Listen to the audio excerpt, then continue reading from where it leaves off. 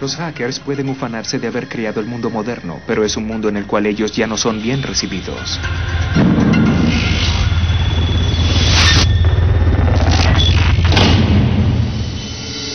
El 15 de febrero de 1995 terminó una búsqueda de 2 años cuando agentes armados del FBI siguieron a un criminal buscado hasta un edificio de apartamentos en Carolina del Norte. La piratería se convertiría en una profesión prohibida. FBI, abra la puerta, tengo una orden para arrestarlo.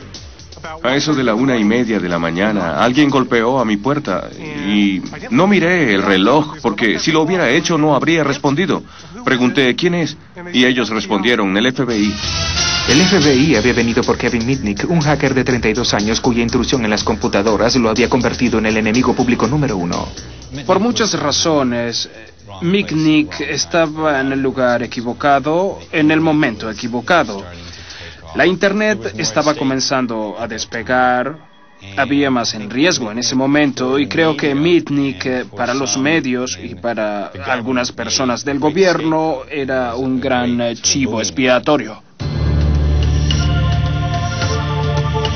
20 años después del arresto de Mitnick, los hackers habían iniciado la revolución informática. Los miembros del club de computadoras Homebrew le habían quitado el control de las computadoras a las corporaciones y lo habían puesto al alcance de personas comunes. Kevin Mitnick era un hijo de esa revolución. Cuando estaba en la escuela, todo giraba en torno a las fiestas, la marihuana, ir a beber y cosas así. A mí no me agradaba mucho y no socializaba mucho, por el motivo que fuera. Me dedicaba a hobbies más bien individuales. Para la generación de Mitnick había todo un terreno electrónico para explorar. Las corporaciones y las agencias del gobierno estaban comenzando a conectar sus computadoras. El sistema telefónico ofrecía un atajo hacia esas seductoras redes. Más que una red, era un universo. Era como viaje a las estrellas. Ir a donde nadie hubiera ido. La red de computadoras, la red telefónica, ir a donde ningún hacker hubiera ido antes. No tenía su propia computadora y comenzó a hackear desde las tiendas de Radio Shack.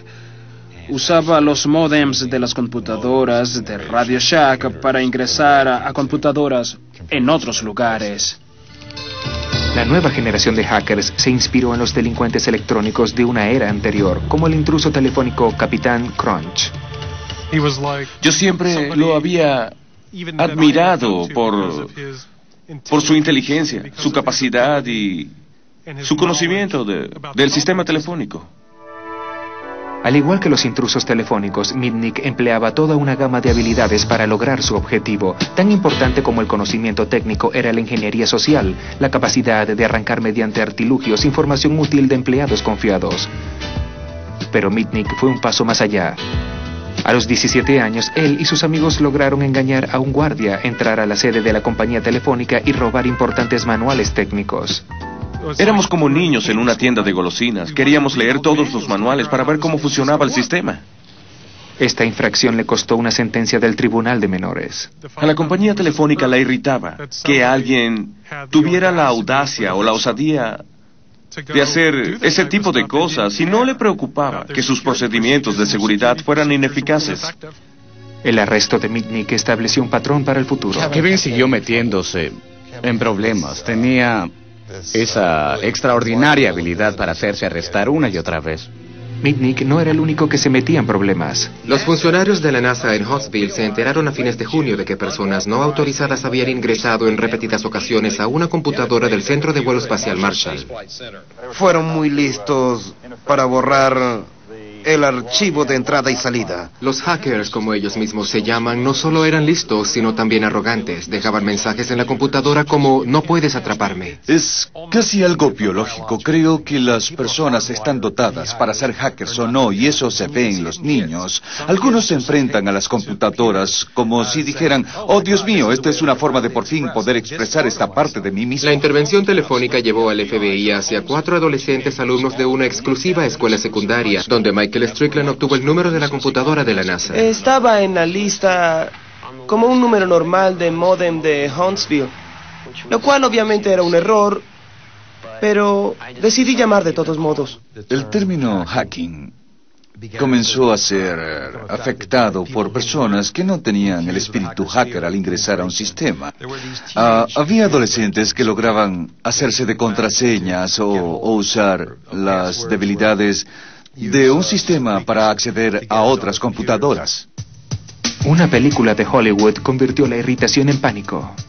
De pronto surge una película que llega a los primeros lugares de taquilla, Juegos de Guerra, donde se glorifica la capacidad de usar computadoras, entrar a estos sistemas tan poderosos y casi iniciar una tercera guerra mundial. El término hacker cambió de la noche a la mañana. Un hacker era un muchachito con acné con suficiente conocimiento para atacar una red de computadoras que pertenecía a una enorme organización militar.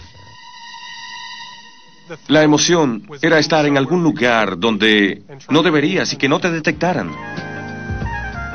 A medida que se ampliaba la red informática, también crecía la pasión de Mitnick por la exploración.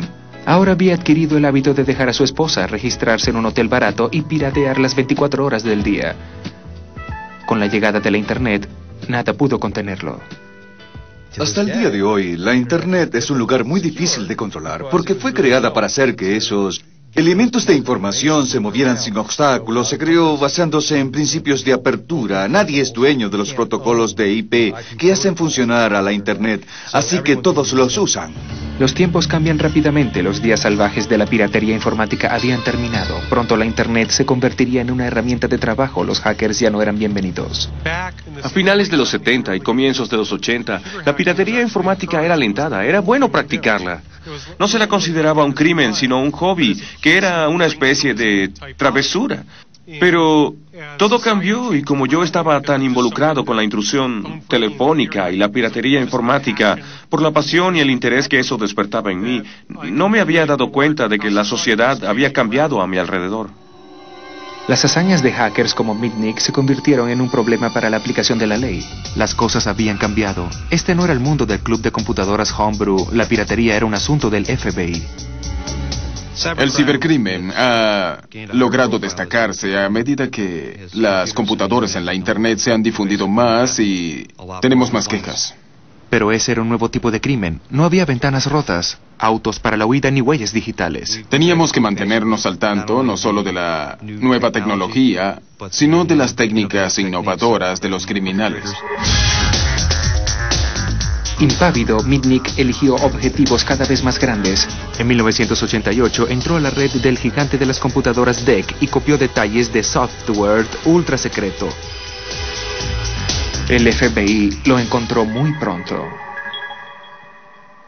Abrimos una investigación sobre este robo de software, de sistemas operativos, de la Digital Equipment Corporation, y fue arrestado en el 88, declarado culpable en el 89 y sentenciado a condena en una cárcel federal. La DEC afirmaba que el hacker del lado oscuro les había causado $4 millones en pérdidas. En la corte, Mitnick vio el miedo que el mundo le tenía a los hackers. Un fiscal federal entró a la corte y le dijo al magistrado federal: si en la cárcel el señor Mitnick se acerca a un teléfono que los internos puedan usar para hacer llamadas por pagar, podría iniciar una guerra nuclear. Y yo estaba sentado ahí esperando que al juez le pareciera una tontería. El juez se dejó influenciar por toda la publicidad del caso y lo sentenció a la incomunicación. Me tuvieron aislado durante 8 meses porque temían que yo pudiera iniciar una guerra nuclear desde el teléfono público. Creo que pudo estar como máximo 1 hora fuera de su celda durante todo un día que pasó con grilletes.